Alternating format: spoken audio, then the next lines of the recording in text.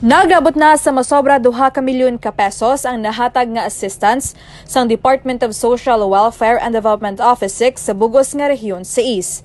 Sa interview sang Radyo Bandera Iloilo kay Therese Legaste, Information Officer sang Dswd 6, ginpahayag sini nga padayon ng ila pagpanagtag sang food and non-food items, ila binagi sa probinsya sang Negros Occidental kung sa diin tuman nga naapektuhan sang bagyong Egay.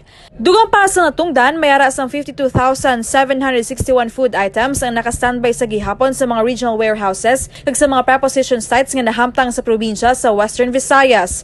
Nagpasalig man sa Legaste nga mayara sang bastante nga food and non-food items ang nakastandby kag handa mag-ugman sa mga local government unit.